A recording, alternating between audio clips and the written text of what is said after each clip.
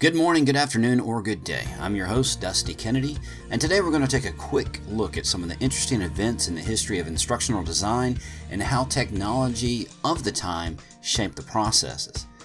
This is not going to be an exhaustive list, but just a quick jaunt and hitting some of the high points of the last 80 years.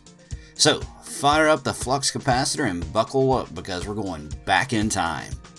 Our first stop, the 1940s.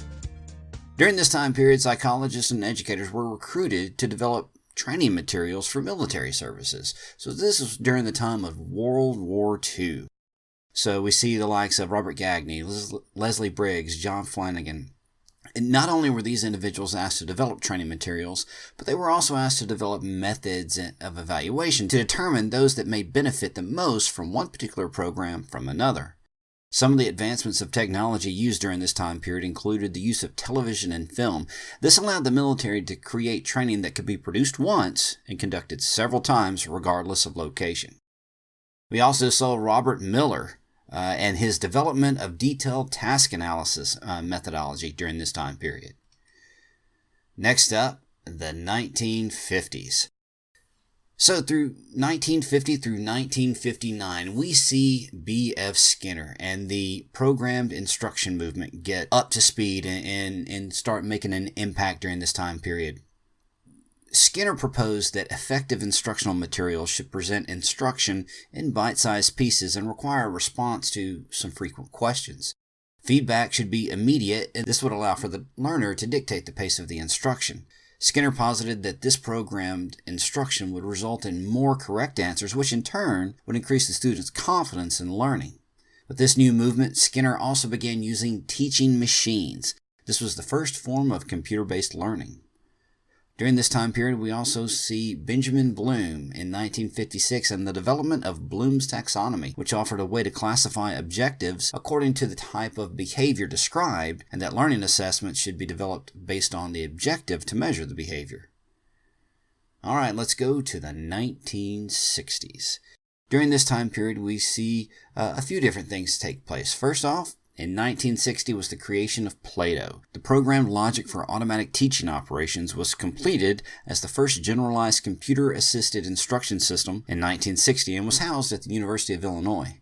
This system was designed to accommodate for a higher demand in academic instruction. Certain individuals that we see make an entrance during this time period was Robert Major in 1962. Major recognized the need for instructors to develop objectives for learning.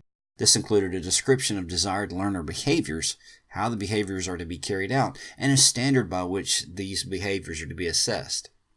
We also see Robert Glasser in 1963, who was first used the term criterion referenced measures, which described a process that could be used to assess entry-level behavior and a way to measure if the students learned the anticipated behaviors of the designed instruction. Back in 1957, we saw the launch of Sputnik, which brings us a decade later to Michael Shriven in 1967. The launch of that satellite drove the U.S. military to pour millions of dollars into science and math education. This resulted in a vast outpouring of instructional materials written by subject matter experts. This resulted in some ineffectual instruction. 10 years later, Michael Shriven suggested trying out the instructional materials on learners prior to their release.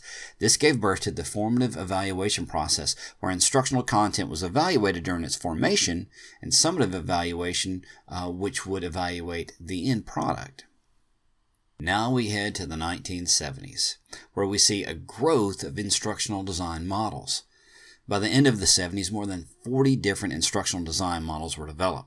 This was due in no small part to the United States military and their adoption of instructional design models. This led to instructional improvement centers being created throughout different universities, as well as the creation of instructional design graduate programs. At this time, business and industry started to take note of and incorporate instructional design into corporate training. The advent of computerized networks led to a combination of classroom teaching and online forums to create computer-mediated communication. This really opened up the doors for distance education. Now on to the 80s.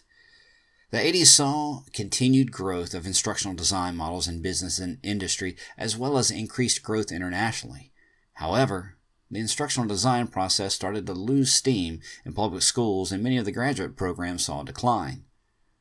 One factor that affected the instructional design practices during this time period was the increasing interest in the use of microcomputers.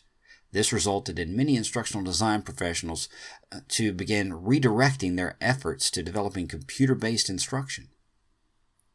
Now back to the 90s. In 1991, the World Wide Web officially launches. During this decade, using the internet for distance learning picks up quite a bit of steam, causing instructional designers to develop new ways of incorporating this tool in the development of instructional content. During this time period, the learning theory of constructivism begins to develop a following through the instructional design field. Constructivist designers build authentic learning tasks that are meant to reflect complex situations in the real world. This had a huge impact on how instructional content was developed. Also, rapid prototyping is introduced as a way to rapidly develop instructional content and then refine it through a series of formative evaluations. This brings us to 2000 and beyond. With constantly improving technologies, online learning begins to see a surge in corporations. Companies begin to use e-learning for developing and educating employees. MOOCs and LMSs are created. MOOCs, or Massive Open Online Courses, are developed as a way for universities to expand their reach and ability to educate at a distance. And LMSs, which are learning management systems, are developed as a way for organizations, academic and corporate, to manage and deliver online learning courses. By 2010, smartphones and tablets give rise to learning on the go and blended learning, wherein students can receive a combination of in-person training and online learning.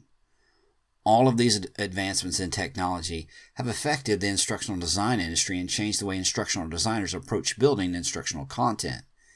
Instructional materials have become more personalized and targeted with the help of analytics. This approach has led to learner experience design, which focuses on creating learning experiences that help the learner achieve desired outcomes. And with that, we're back to today. And this is by no means to be a thorough and detailed history of instructional design and technology. This was meant to provide a brief glimpse into the last 80 years of work in the field and the technology that has impacted it. From here, the advancements in design and technology used are only limited by the imagination. Thanks for joining me on this journey through time. Again, I'm Dusty Kennedy, and until next time, go learn something.